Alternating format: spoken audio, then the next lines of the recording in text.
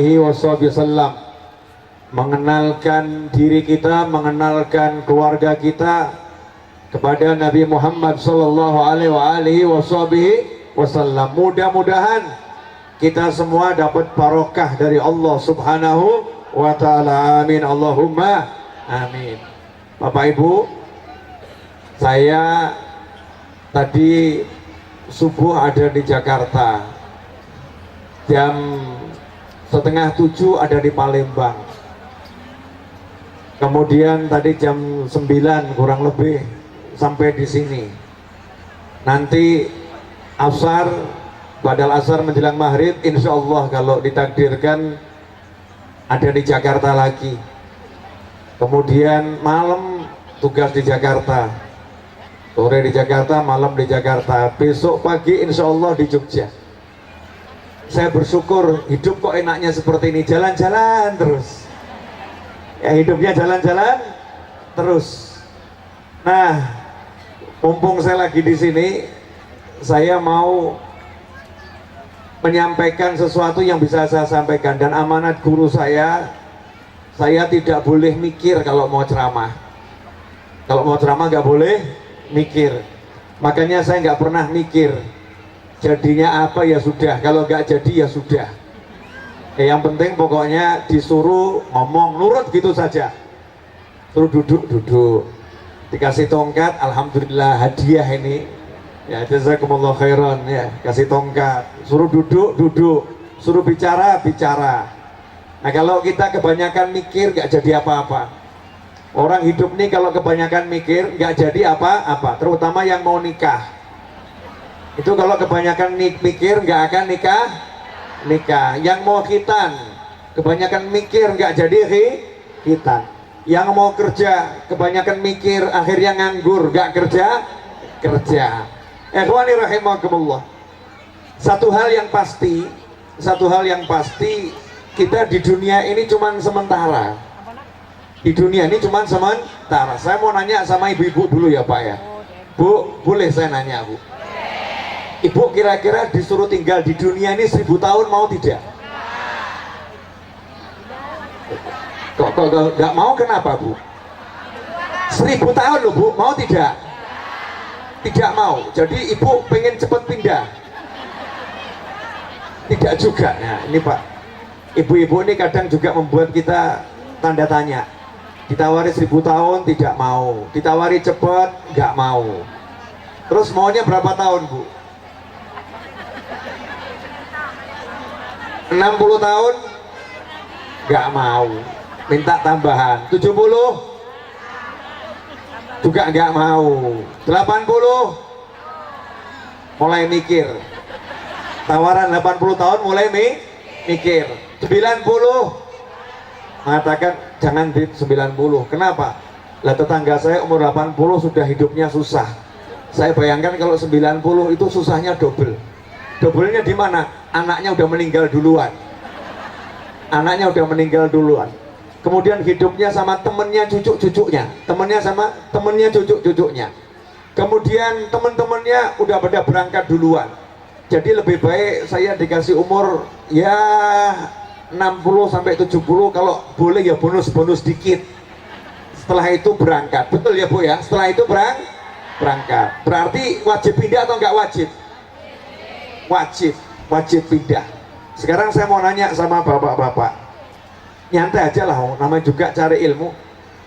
Cari itu kan kalau kemerungsung nanti nggak dapet. Kemerungsung itu artinya tidak tenang, bukan tergesa-gesa. Kadang orang salah menerjemahkan. Al-ajalah itu artinya bukan tergesa-gesa. Al-ajalah itu artinya tidak tenang. Karena kalau cepat itu umat Islam harus serba cepat. Nabi Muhammad SAW itu ke langit dikasih kendaraan buruk, buruk.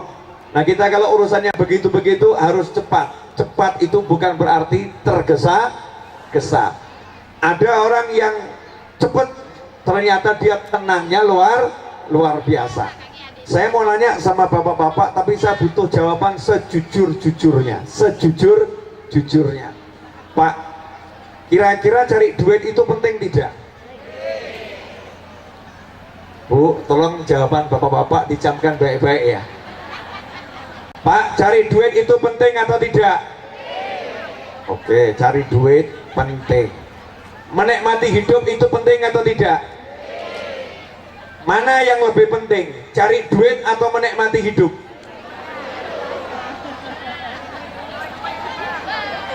Ini mulai galau nih.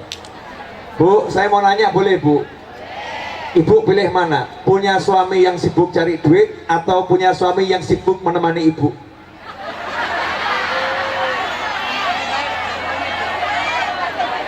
Yang mana Bu? Oh, bapak-bapak ternyata ibu-ibu tidak konsisten. Bu, pilih mana? Punya suami pengangguran tapi setia menemani, atau punya suami kerjaan luar biasa tapi jarang ada di rumah? Pilih yang mana Bu? Pilih yang kerjaannya luar biasa tapi ada di rumah. Wah, itu kelihatannya sesuatu yang susah ditemukan, betul ya? Sesuatu yang susah ditemukan. Biasanya kalau kerjaannya luar biasa jarang di rumah, betul Bu? Jadi ibu kalau punya suami rajin di rumah, ibu kira-kira senang atau agak galau? Bapak-bapak lihat nih, ibu-ibu inkonsisten, tidak konsisten. Bapak-bapak, saya mau nanya, pilih mana? Cari duit atau menikmati duit? Cari duit atau menikmati duit? Cari uang atau menikmati uang? Menikmati uang, betul? Ya, ibu-ibu pilih mana? Suaminya punya uang atau suaminya nggak punya uang?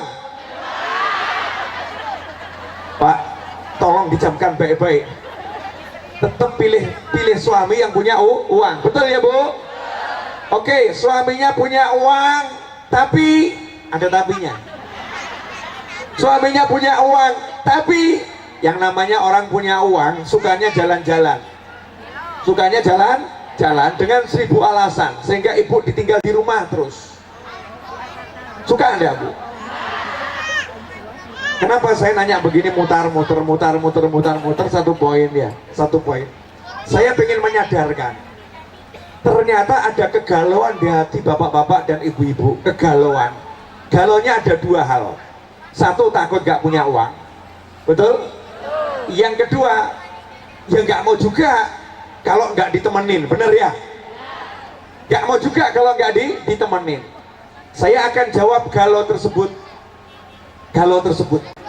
Mana yang lebih penting, ditemani atau hidup sendiri? Ditemani atau hidup sendiri? Ditemani, betul?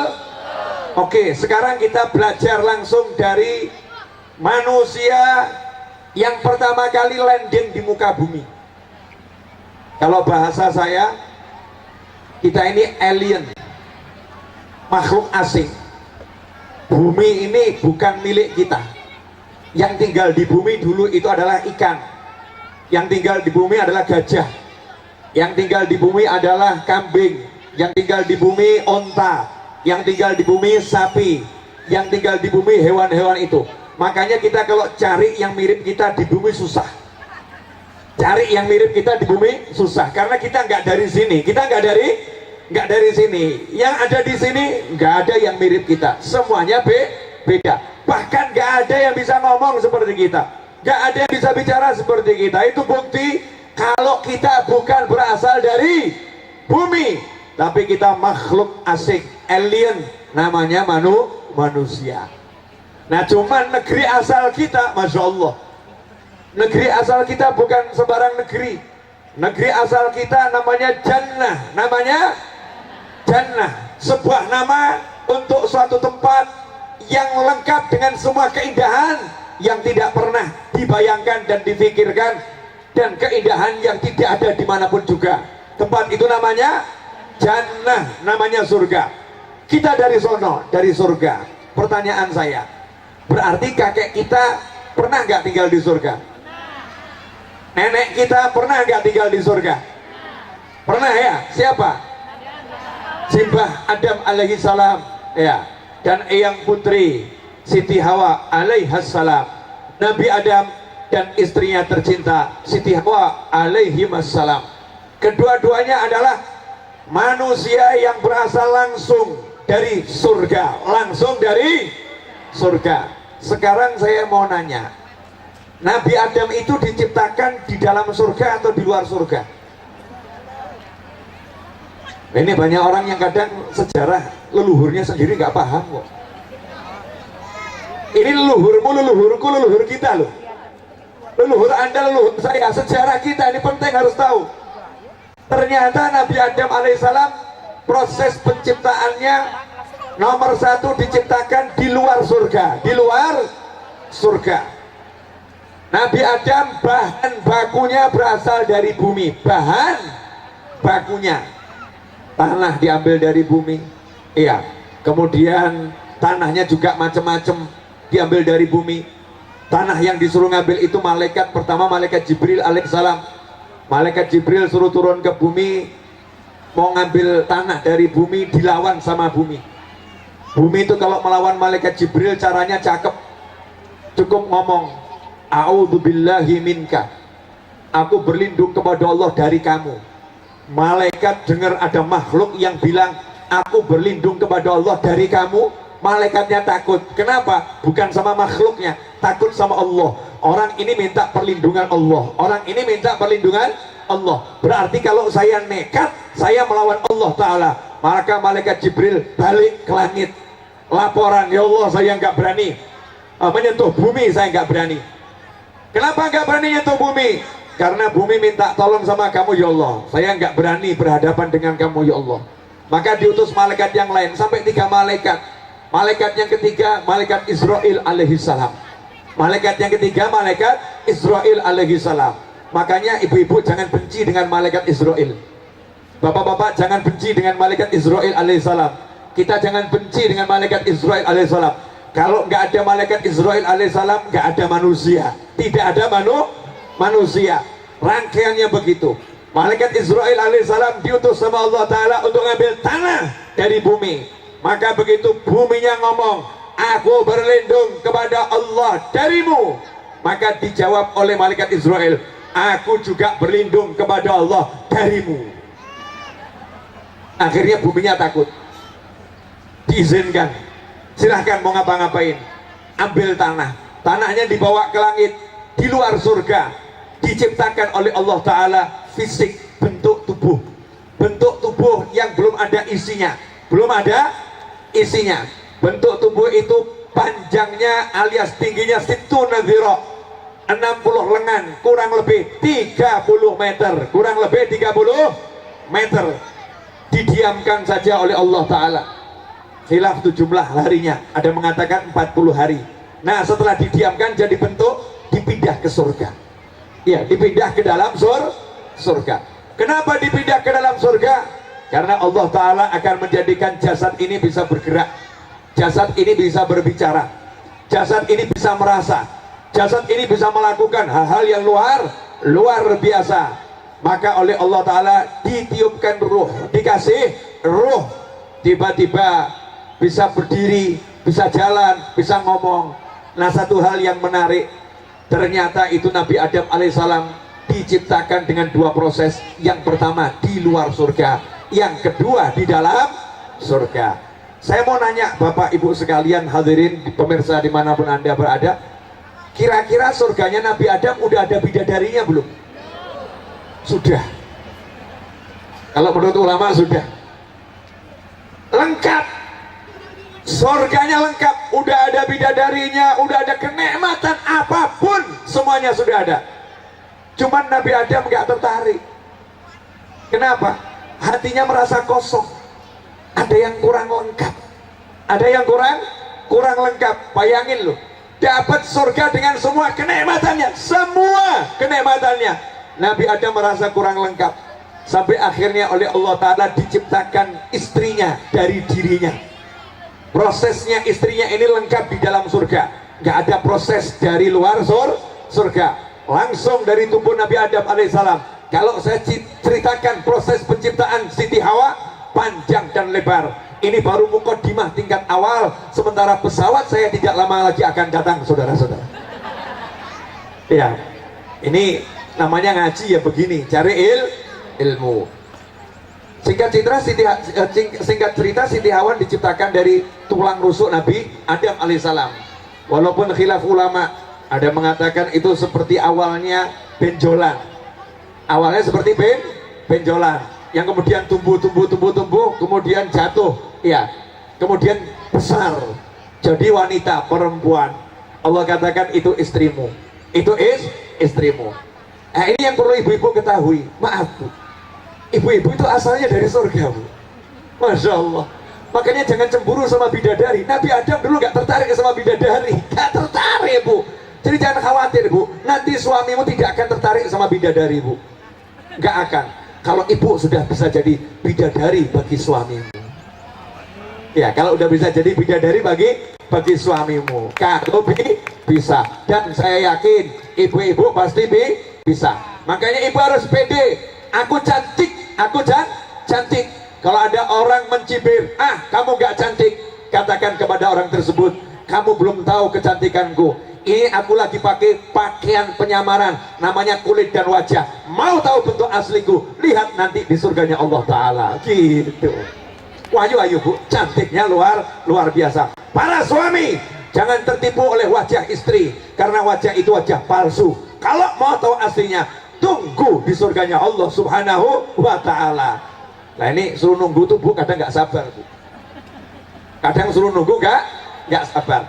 Nah yang mau saya sampaikan di sini, ternyata Nabi Adam alaihissalam di surga merasa kurang, kosong, padahal semua ada di surga. Sekarang saya mau nanya kepada ibu-ibu dan bapak-bapak, kira-kira semua yang ada di dunia ini sama yang ada di surga bisa dibandingkan tidak? Gak ada. Makanya kalau ada orang udah dikasih istri, dikasih suami, kok masih mikir dunia, masih mikir benda, itu orang yang bodohnya luar biasa, tidak belajar dari kakek dan neneknya. Kakek neneknya di surga tidak membuat beliau memalingkan pandangan dari kekasih yang ada di hadapannya. Sementara ibu-ibu dikasih suami yang menemani, masih takut kalau suaminya nggak punya duit. Bu, ibu, apalah artinya duit jika tak ada suami?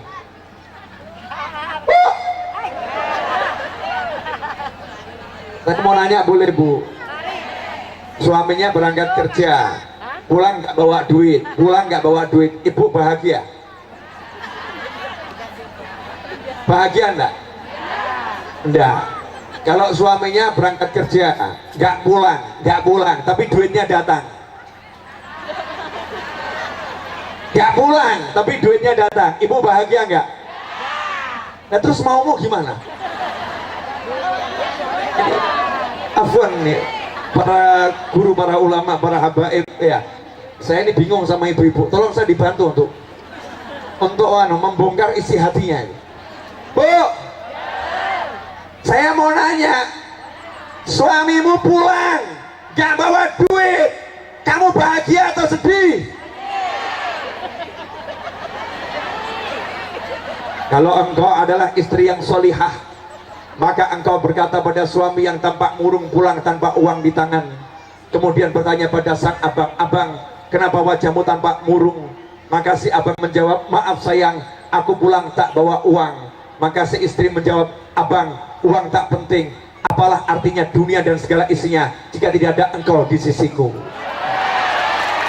Masya Allah. Kalau di Lubuk Linggau masih ada satu yang seperti itu, laporkan kepada saya, saudara-saudara. Banyak teman-teman saya belum menikah, ya, itu bidadari yang turun ke muka bumi, harganya mahalnya luar biasa. Siap ibu-ibu jadi wanita yang seperti itu? Siap? Harus siap. Bapak-bapak, tugas saya udah selesai. Saya udah sadarkan istri-istri Anda bahwasanya duit itu tidak penting. Maka mulai besok siap-siaplah menganggur dan nikmati kehidupan rumah tanggamu.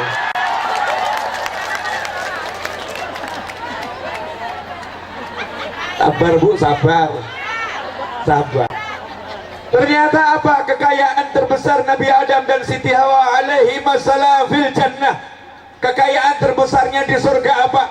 Ternyata kekayaan terbesarnya di surga adalah bisa mengenal Allah subhanahu wa ta'ala. Ternyata kekayaan terbesarnya adalah al-ilm. Kekayaan terbesarnya adalah ilmu. Sampai-sampai malaikat oleh Allah subhanahu wa ta'ala diperintahkan, usjudu li Adam.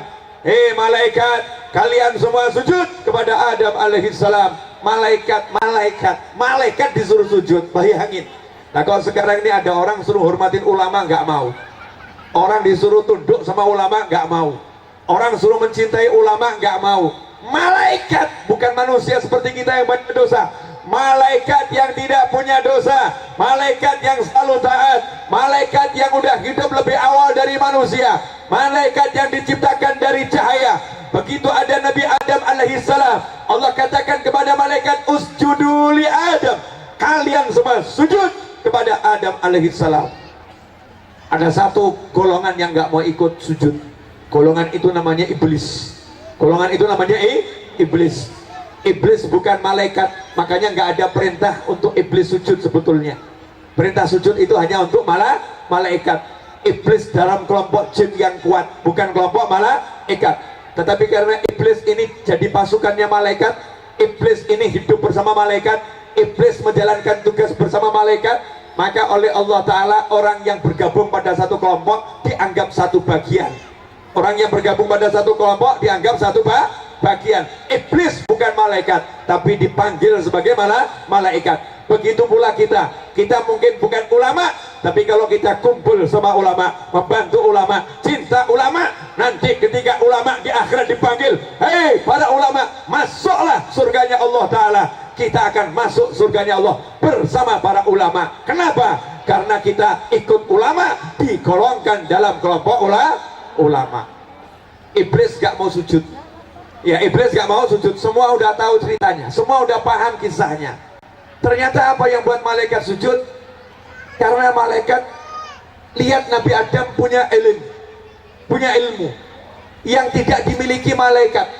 Padahal malaikat hidup lebih awal.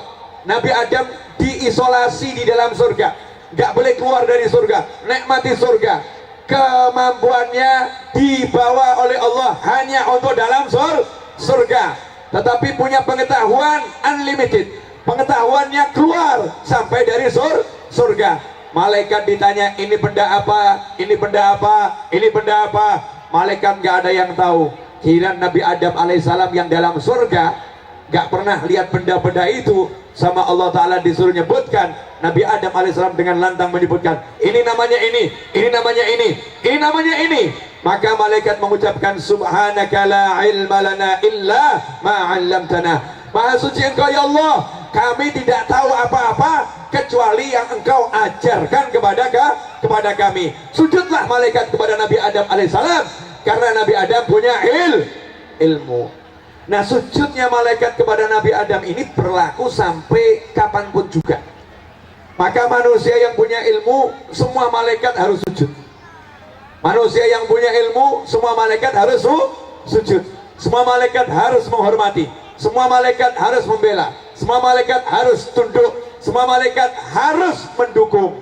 Makanya kalau ada orang yang punya ilmu, kita nggak mendukung, kita nggak mau ta'zim, kita nggak mau menghormati, kita nggak memuliakan, maka lawannya malaikat adalah iblis. Orang yang tidak mau menghormati ulama, orang yang tidak mau mengagungkan ulama, orang yang tidak mau mencintai ulama, orang tersebut masuk dalam kelompok iblis. Na'udzubillah min dzalik. Ikhwani rahimakumullah.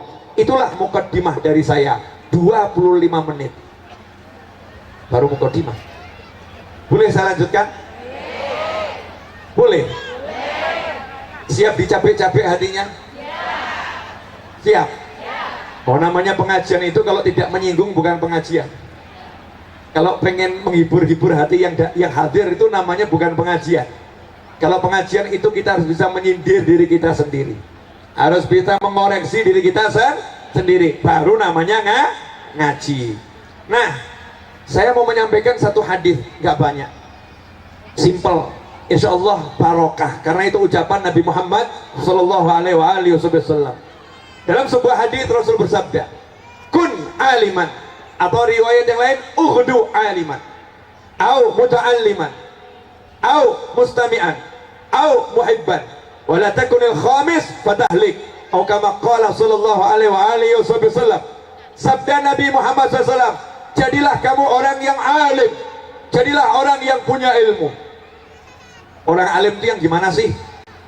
Sekarang ini kadang orang di YouTube punya follower 100.000 dibilang ulama. Iya, buat video-video pendek diupload, banyak orang senang dibilang ulama. Ini orang sekarang pakai pakaiannya pakaian ulama, iya, ceramah 1-2 tempat dibilang ulama. Kalau tolok ukurnya seperti itu, ngeri.com. Ya, ngeri.com.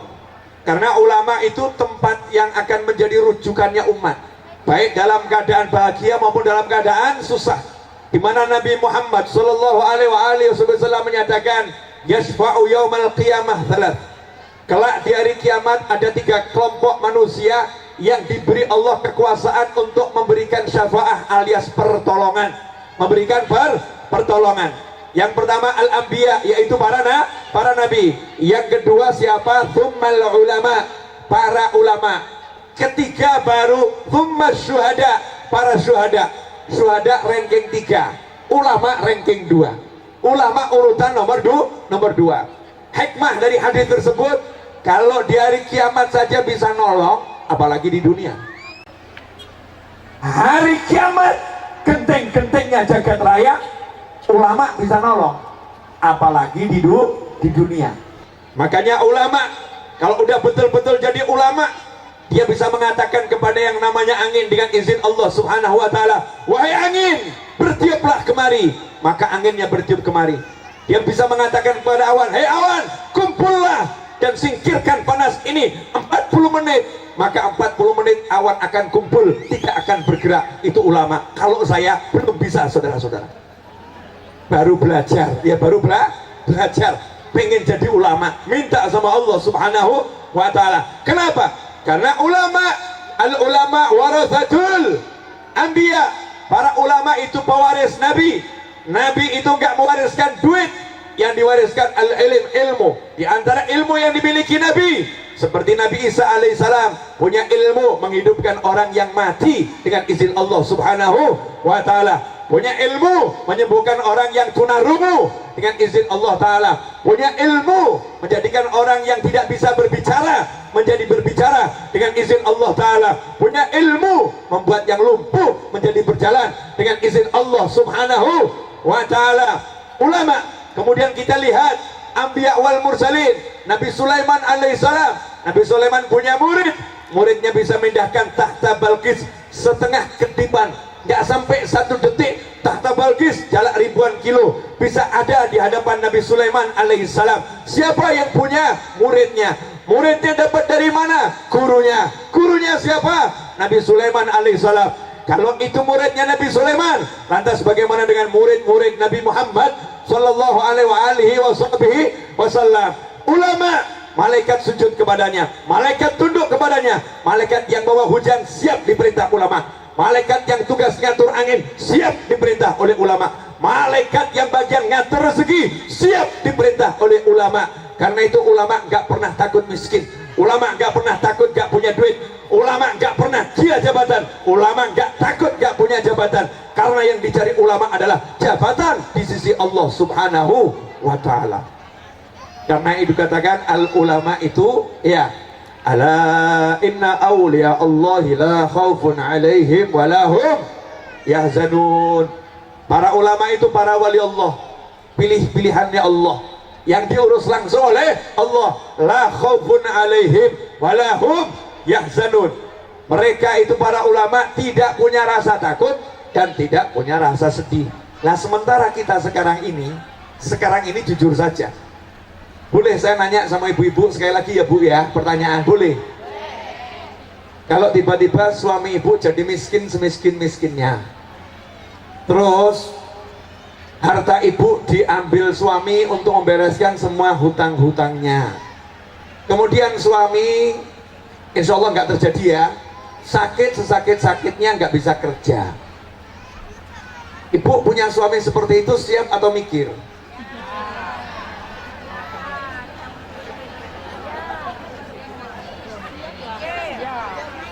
Jujur aja nggak apa-apa, wong ini namanya juga pangkat tinggi kok. Siap atau mikir? Yakin Bu ngomong siap? Siap atau mikir? Siap mikir Pak ya? Saya mau nanya sama bapak-bapak, sebagian besar ibu-ibu ngaku siap Pak, tapi coba tes fakta di lapangan. Kalau kira-kira bapak lagi nggak punya duit, ibu minta duit, terus bapak bilang nggak punya, biasanya respon wajahnya datar, senyum, atau cemberut? Apa Bu? Oh cemberut, bukan datar, bukan ya, wajahnya cemberut. Berarti ada nggak rasa takut nggak punya? Ada nggak rasa takut nggak punya? Ada nggak rasa takut nggak punya?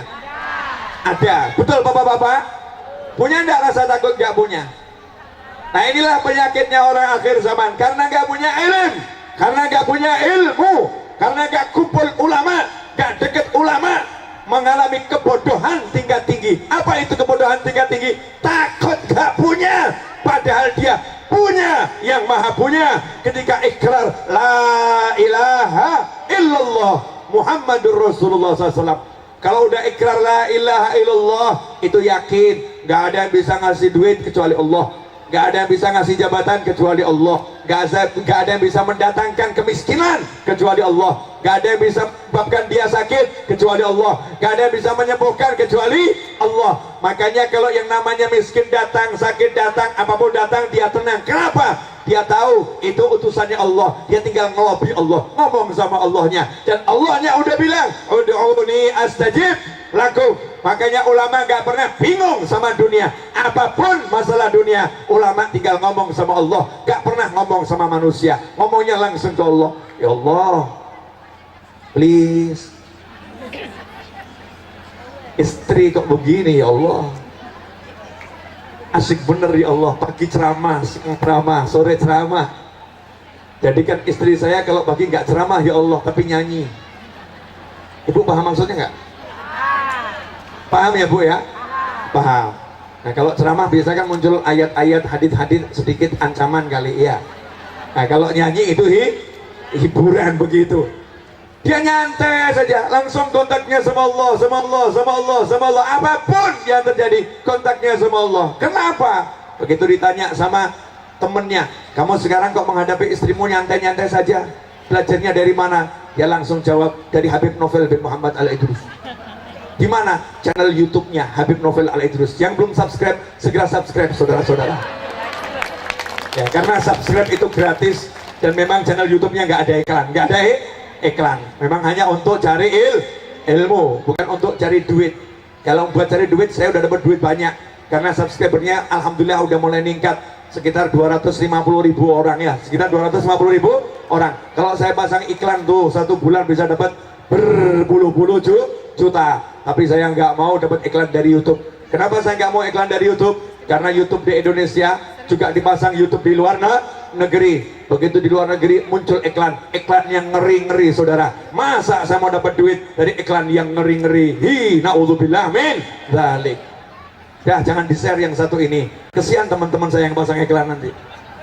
Jadi bingung karena nggak sadar sampai ke sana ya. Karena saya pernah lihat, ternyata di luar negeri iklannya benda-benda haram. Dalam negeri iklannya sih oke-oke saja ya. Walaupun kadang muncul pakaian yang terbuka, aurat yang nggak ditutup di tengah-tengah iklan ya, muncul yang seperti itu. Na'udzubillah amin min dzalik. Ikhwani rahimakumullah. Ternyata simpel. Para wali itu nggak pernah takut terhadap apa yang akan terjadi. Ini ilmu yang paling gampang. Apa yang akan terjadi nggak takut. Kenapa nggak takut? Punya Allah. Yang sudah terjadi nggak sedih. Yang sudah terjadi nggak sedih. Kenapa? Punya Allah. Tahu Tuhan cuma satu, la ilaha illallah. Tapi untuk sampai pangkat yang namanya ulama, ya, sesungguhnya yang takut kepada Allah, innama yakhshallaha min ibadihil ulama. Ulama itu orang yang takut sama Allah, yang takut sama Allah. Tahu ulama seperti apa? Nih saya kasih contoh ulama. Imam Abu Hanifah radhiyallahu anhu. Satu saja nih contoh ulama ya, biar yang ngaku-ngaku ulama itu berkaca dan bercermin. Kalau saya ini dianggap jadi pelayannya ulama udah seneng ya. Sampai sekarang ngelamar jadi pelayannya ulama saja belum ada mengatakan diterima, belum itu. Belum. Sampai sekarang ngemis ya. Ngemis biar diterima jadi dapat pangkat pelayannya ulama, itu aja belum. Itu aja belum. Imam Abu Hanifah radhiyallahu anhu lagi duduk sama murid-muridnya, datang ibu-ibu bawa apel merah, ya, bawa apel merah. Kemudian apel merahnya itu yang campur kuning-kuning dikit tuh ya. Terus diserahkan Imam Abu Hanifah, diserahkan apel tersebut. Maka Imam Abu Hanifah radhiyallahu anhu menerima apel tersebut, langsung dibelah menjadi dua. Dua. Apelnya nggak dimakan, dikembalikan kepada ibu tadi. Setelah menerima apel tadi yang sudah dibelah jadi dua, si ibu menganggukkan kepalanya dan mengucapkan jazakumullah khairan, kemudian pulang. Maka murid-muridnya bingung. Ini maksudnya apa nih? Perempuan ini ngapain? Ngasih apel, ya, dikembalikan dia diterima dan mengucapkan jazakumullah khairan. Guru saya dikasih apel nggak dimakan, cuman dibelah dikembalikan. Maksudnya apa? Si murid nanya, guru, ini peristiwa aneh ya, sepanjang saya belajar sama guru, maksudnya apa? Maka Imam Abu Hanifah mengatakan, perempuan ini wanita yang sangat pemalu. Dia ingin bertanya kepada saya permasalahan hukum Islam, tetapi untuk hal yang khusus dialami wanita, yaitu masalah haid. Dia ingin ngerti, ini kalau darahnya ini merahnya udah kekuning-kuningan seperti kulit apel ini, itu sudah suci atau belum? Itu maksudnya wanita tersebut. Maka saya jawab dengan membelah apel jadi dua, yang nggak ada merahnya lagi. Kalau udah darahnya nggak ada merahnya lagi, maka itu baru kamu suci. Wanita itu paham. Pertanyaan saya, orang nanya model perempuan ini masih ada nggak? Nggak ada. Dan jawaban yang model Imam Abu Hanifah ini masih ada nggak nih? Nggak ada. Ini yang nanya paham, yang ditanya paham. Ini kan biasa atau luar biasa? Lah itu ulama sama murid zaman dulu begitu. Ulamanya seperti itu, muridnya seperti itu. Zaman sekarang kita nggak jelas.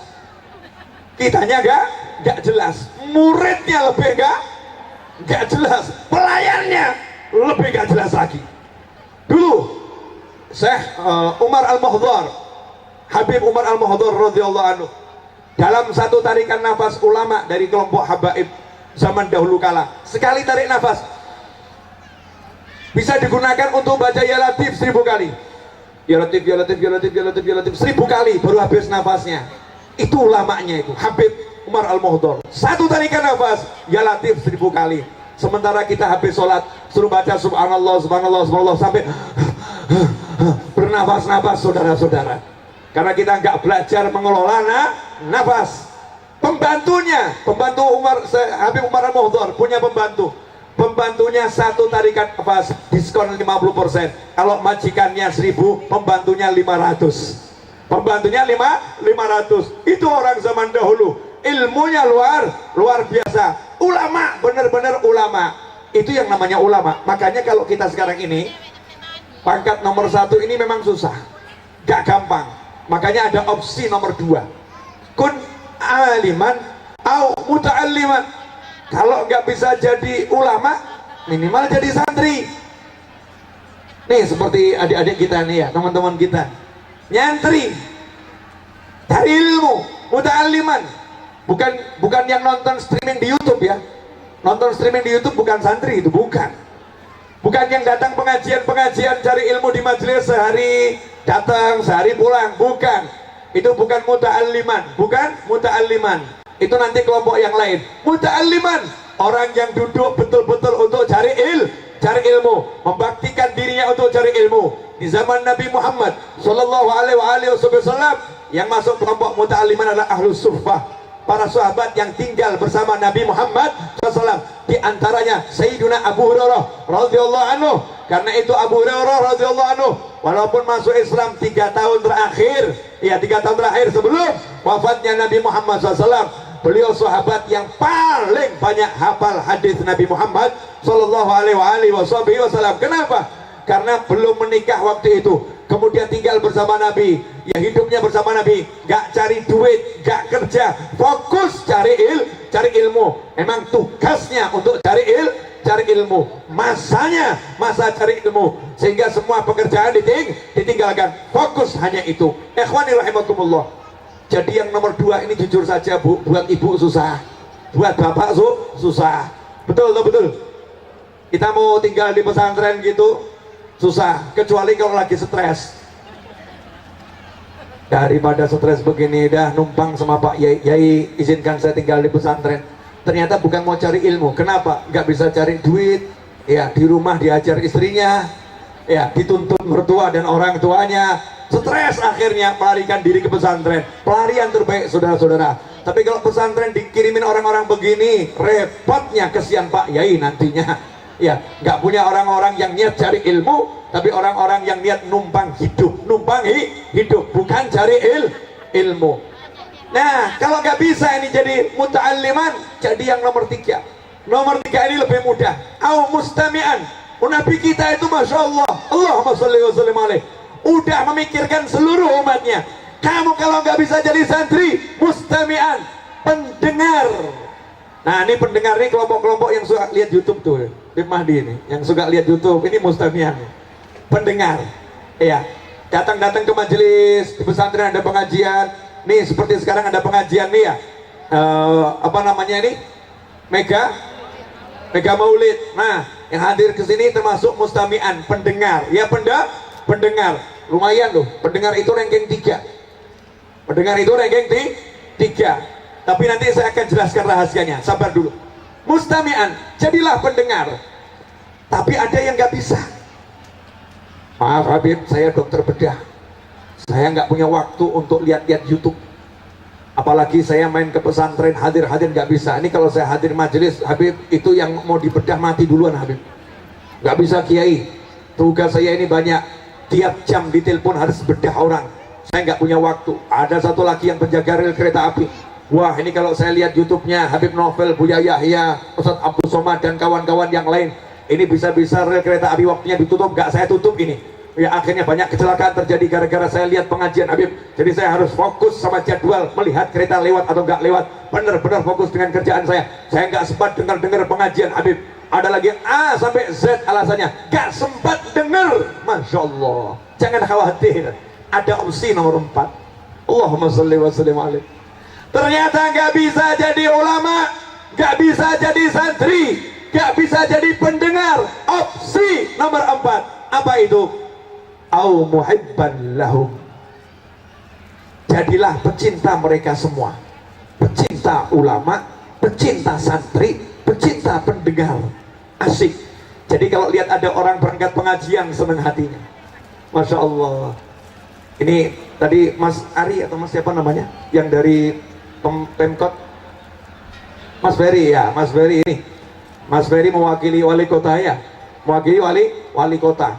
Kalau beliau termasuk mustami' dan termasuk orang yang cari ilmu ya, anggap saja ini mustami' enggak, cari ilmu enggak, anggap saja begitu. Buat contoh ya Mas Ferry, ternyata dia jadi muhiban, pecinta. Begitu dengar ada mega maulid ya, dengar ada mega maulid, enggak nunggu kiainya, habibnya, ustadznya, datang ke kantor wali kota. Begitu dengar ini pesantren punya rencana, langsung didatangi pesantrennya. Kami punya fasilitas A sampai Z, mana yang bisa dipakai, pakai Yai. Masya Allah, ini namanya muhibban, pecinta mencari, pecinta mendatangi, bukan didatangi dan bukan dicari. Kalau dicari dan didatangi bukan pecinta, saudara-saudara. Pecinta itu mengejar, betul.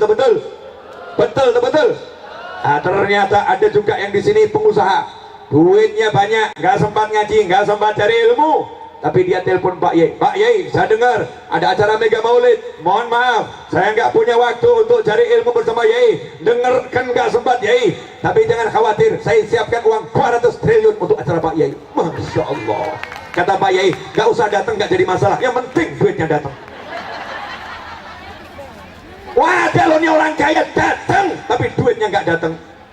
Datang ke majelis hadir, tapi nggak pernah keluar duitnya untuk majelis. Ini Masya Allah, ini bukan mustami'an, tapi al-budeku, saudara-saudara.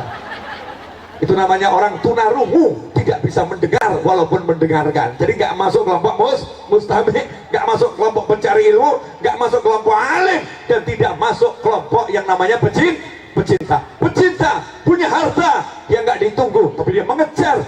Kemana nih harta bisa kuberikan? Kemana harta bisa kuserahkan? Subhanallah, duit nggak punya, ya duit nggak punya. Kemudian jabatan nggak ada, tetapi dia badannya seperti Al-Guju, badannya gede, badannya teker. Dia ngomong sama Yai, alhamdulillah saya punya kelompok pemuda-muda badan gede-gede Yai. Kenapa? Saya pecinta ulama, saya pecinta santri, saya pecinta orang yang cari ilmu. Maka saya akan siapkan kelompok badan gede-gede untuk kelar karpet, kelar macam-macam, angkat-angkat, pokoknya bagian sapu-sapu, bersih-bersih, semua urusan saya. Yai dan santri gak usah repot, tahu beres. Masya Allah. Ternyata ada kelompok ibu-ibu gak pernah ikut pengajian, bahkan gak pernah dengarkan radio dan YouTube. Begitu dengar Pak Yai punya hajat, ibu-ibu punya paguyuban masak internasional, ngomong sama Yai, urusan 26 ekor kambing tadi udah ada kambingnya alhamdulillah, tapi bagian masak biar saya yang urus. Yai tahu, jadi bumbu kami siapkan semua, pokoknya jam 1 dibutuhkan, jam 1 kurang seperempat udah tersedia, karena kalau saya sediakan jam 6 gak enak rasanya Pak Yai, nanti dingin Yai. Masya Allah, jago masak internasional. Ini namanya muhibban, namanya pecinta. Tapi anehnya ibu-ibu sampai sekarang, masjid-masjid, musola gak pernah ada ibu-ibu, atau mungkin hampir gak ada ibu-ibu yang membentuk tim untuk apa? Ngepel musola, nyapu musola. Gak ada keinginan. Sementara di zaman Nabi Muhammad Sallallahu Alaihi Wasallam, seorang nenek-nenek setiap pagi nyapu masjidnya Nabi Muhammad SAW. Nenek-nenek setiap pagi nyapu masjidnya Nabi Muhammad Sallallahu Alaihi Wasallam. Suatu pagi Nabi Muhammad Sallallahu Alaihi Wasallam mencari nenek tadi. Kemana nih ibu-ibu ini yang tua? Kok nggak kelihatan? Rasul nanya sama sahabat. Sahabat menjawab radhiyallahu ta'ala anhum ajmain, ya Rasulullah, semalam ibu tersebut meninggal dunia. Kami telah makamkan. Kami tak enak hati membangunkan dirimu ya Rasulullah, mengetuk ke rumahmu ya Rasulullah. Kami udah bereskan urusan wanita yang satu ini. Maka Rasul tampak sedih. Kenapa saya nggak dikasih tahu? Kenapa saya nggak diberitahu? Maka Rasul nanya, dulani, tunjukkan kepadaku mana makamnya. Maka Rasul minta diantarkan ke makamnya, minta diantarkan ke kuburnya. Disitulah lantas Rasul sholat jenazah. Rasul kemudian mendoakan Rasulullah sampai sekarang menjadi dalil untuk orang yang meninggal di satu kota. Kalau kita tinggal di kota tersebut, kemudian kita belum sempat menyolatkan jenazahnya, kita tidak boleh sholat gaib karena tinggal satu kota. Kita suruh datang ke makamnya, sholat hadir di makamnya. Ikhwani rahimakumullah. Karena dia melayani ilmu, melayani ulama, melayani Rasul. Meskipun hanya dengan sapunya, Allah kirimkan Rasul untuk mendatangi makamnya, untuk menyolatkannya, untuk mendoakannya. Inilah makam muhib, pecinta. Tetapi zaman sekarang ini, suruh jadi pecinta saja susah. Betul bapak-bapak?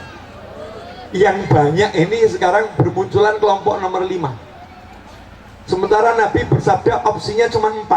1 alim, 2 muta'alim, santri, 3 mustami, pendengar, 4 pecinta. Iya, pecinta itu kalau zaman sekarang apa itu yang pakai bahasa kerennya itu loh, apa biasa dari teman-teman NU nih paham. Bukan, relawan tuh bahasa Inggrisnya apa itu? Hah? Volunteer. Nah, biar agak keren dikit, volunteer. Ya, volunteer gitu kan ya, relawan ya, relawan. Kalau di NU ada banser, di NU ada banser. Banser itu bukan ulama, banser itu juga bukan santri. Banser itu kumpulan orang-orang yang punya pekerjaan bebas, tapi dia punya tenaga, dia punya cinta sama ulama. Dia siap jadi banser, dia jaga majelis, dia bantu majelis. Banser siap angkat-angkat, banser siap sambut, banser siap berjuang, banser bahkan siap mati demi ulama. Itu ada di Nahdlatul Ulama. Itu kelompok nomor 4, relawan.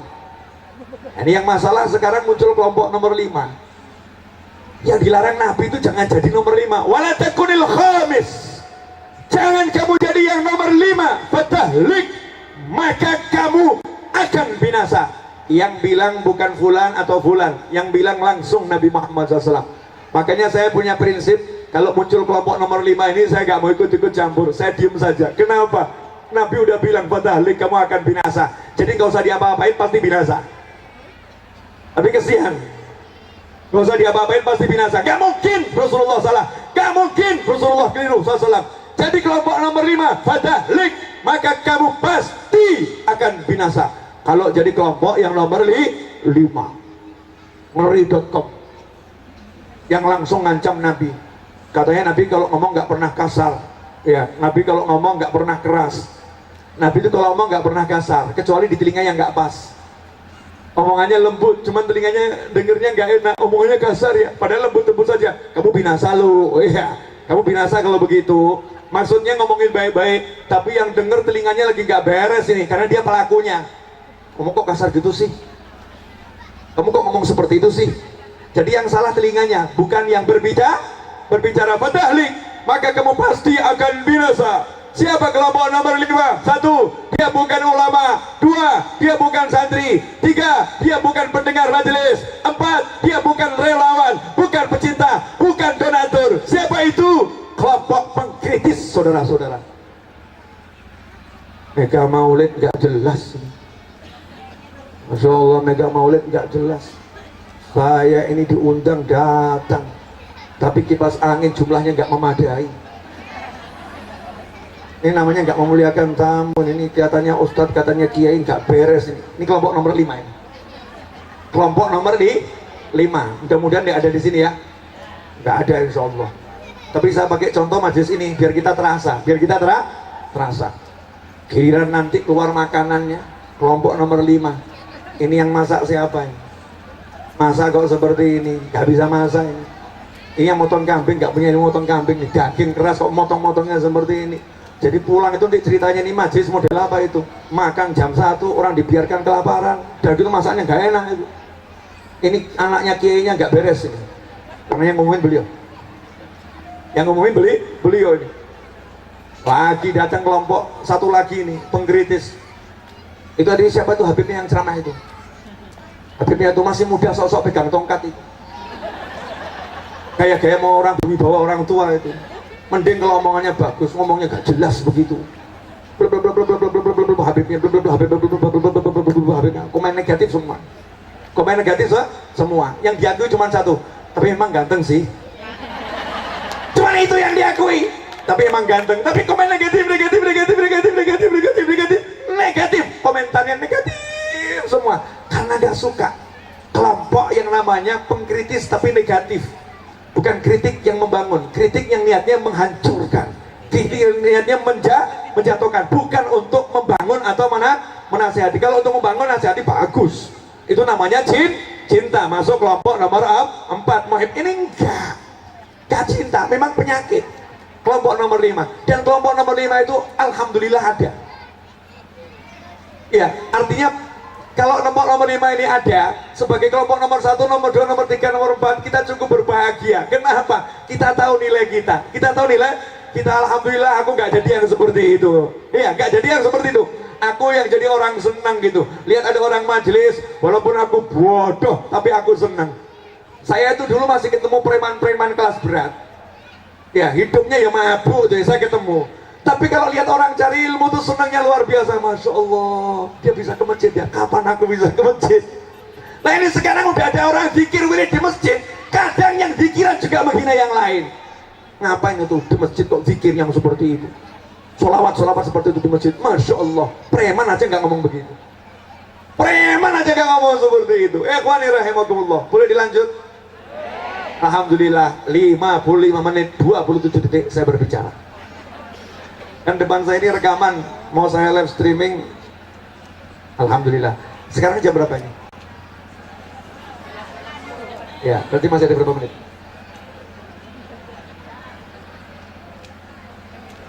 Siap. Oke, cocok. Pesawat saya udah mau datang. Enaknya jadi Habib ditunggu pesawat begini. Punya alasan untuk cepat menyelesaikan pertandingan, saudara-saudara. Jadi saya mohon maaf tadi saya udah makan lebih cepat dari Anda semua. Ya, karena saya sarapan. Bukan makan siang. Makan siang nanti saya izin makan siang di Jakarta saja. Insya Allah makan siang di Jakarta. Pokoknya hidupnya jalan-jalan terus. Paham maksud saya? Apa? Tinggal pilih bagianmu, paham kan? Ibu-ibu kira-kira paling cocok jadi nomor berapa, Bu? Muhibban, pecinta, betul? Makanya kalau suaminya pulang, Bu, jadilah pecinta suami. Alhamdulillah bapak udah pulang, kalau nggak bawa uang nggak jadi masalah sayang. Itu pecinta itu. Jangan jadi yang nomor 5. Orang kerjanya berangkat pagi pulang malam, berangkat pagi pulang malam, tapi nggak pernah bawa uang. Dasar suami nggak punya tanggung jawab. Masya Allah. Nomor 5, Bu, ngeri Bu, fatahlik, kamu binasa, Bu, mesti binasa. Tenang Pak, istri model begitu jangan dibinasakan, binasa sendiri dia. Nabi yang bersabda, fatahlik, maka kamu akan binasa. Jaga sama suami yang bukan menjadi suami yang cinta sama istrinya, tapi hidupnya cuma mengkritisi istrinya. Kamu nih jadi perempuan gak becus, perempuan gak bener, perempuan gak beres. Padahal baju dia pakai itu setrikaan istrinya, itu yang lagi dia minum kopi buatan istrinya, itu kasur yang dia tiduri, itu spray yang pasang istrinya, anak yang dia gendong yang lahirkan istrinya. Coba kamu lahirin sendiri. Betul ya Bu ya? Kalau ada suami Bu, jangan diurus, diamkan saja. Ibu yang ikhlas lillahi ta'ala. Suami model begitu akan binasa dengan sendirinya. Nanti kalau udah binasa alias isdet mati, ibu cari ganti yang lebih baik. Bahagianya Pak, Masya Allah. Berarti matimu ditunggu-tunggu Pak. Na'udzubillah, amin. Balik. Saya itu pernah didatangin seorang ibu-ibu nanya sama saya, Habib ya, saya nanti kalau masuk surga, kemudian suami saya juga masuk surga. Di surga itu suami saya siapa? Ya saya jawab, ya suamimu di dunia itu nanti akan jadi suamimu di surga. Ya Allah Habib, di dunia udah bosan, di akhir ketemu dia lagi. Di dunia sudah bosan, di akhirat ketemu dia lagi. Apa nggak bisa minta ganti tuh ya Habib? Minta ganti itu nggak bisa tuh ya? Saya jawab, jangan kamu berpikir dengan cara pikir dunia. Kalau udah judulnya di surga, semua berubah. Suamimu jadi is the best, gantengnya luar biasa, menyenangkan luar biasa. Jangan kamu pakai tolok ukur dunia. Ikhwani rahimakumullah. Ini yang pengen saya sampaikan. Pesantren ini alhamdulillah sudah berdiri. Tuh pojok sana ada aula. Aulanya belum di finishing, jendelanya belum ada, betul ya? Jendelanya belum ada, kotaknya sudah ada. Masya Allah loh.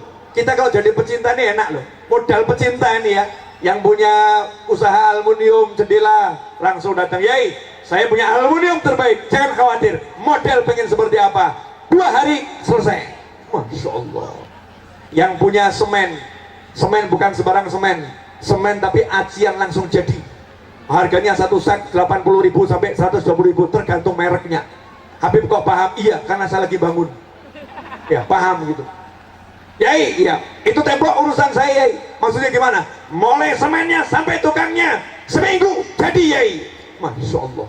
Iya saya bingung, ini kok mendadak banyak pecinta ini ya, mendadak banyak pecinta.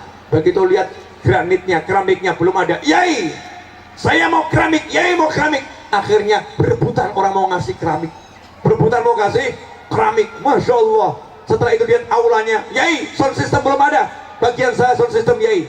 Yai belum ada kamera, bagian saya kamera Yai. Datang ibu-ibu satu, Yai saya bagian ngepel Yai. Semua udah nyiapin tapi ngepel nggak ada Yai. Saya bagian tim cleaning service Yai. Kalau ngepel kurang cakep, cleaning service ya.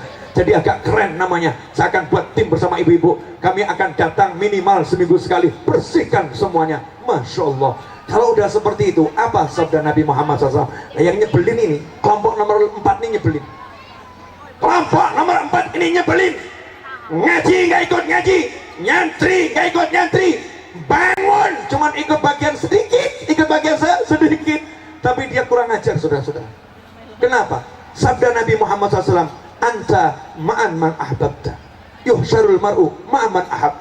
Kamu bersama yang kamu cintai. Seseorang akan dikumpulkan bersama yang dia cintai. Masya Allah. Modal semen 1 sak di akhirat bareng sama santri-santri dan kiai.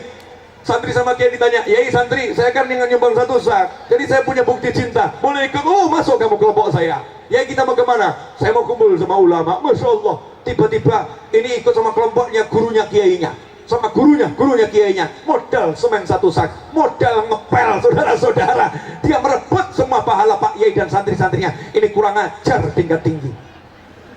Tapi marilah kita jadi orang kurang ajar yang seperti ini, orang yang haus ya akan pahala dari sisi Allah Subhanahu wa Ta'ala. Itulah namanya orang yang nomor 4. Jangan jadi yang nomor 5, ikut andil, tidak, usaha tidak, berjuang tidak, isinya cuman komentar-komentar yang gak jelas. Na'udzubillah min dzalik. Semoga 1 jam saya berbicara ini berkah dan manfaat. Saya minta maaf kalau ada kata yang kurang berkenan, yang memang saya maksudkan untuk tidak berkenan. Ya, kalau memang itu kata-kata nggak masuk ke hati kan ya eman-eman ya. Memang ceramah kan tujuannya pengen nyinggung hati ibu-ibu sekalian. Bu. Jadi kalau suaminya pulang jangan ditanya uang ya Bu ya. Syukur dulu sama Allah, alhamdulillah suami kamu pulang sayang. Gitu loh ya. Gitu. Bapak-bapak kalau pulang sampai rumah ada istri, ya alhamdulillah istriku ada nggak diambil orang, alhamdulillah Pak.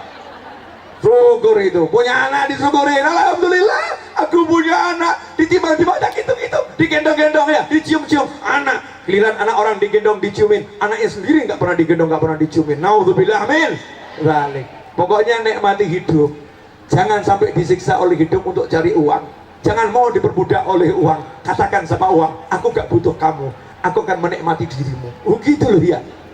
Aku gak butuh kamu, tapi aku akan menikmati dirimu. Ngomong gitu sama uang, aku akan menikmati kehidupan ini.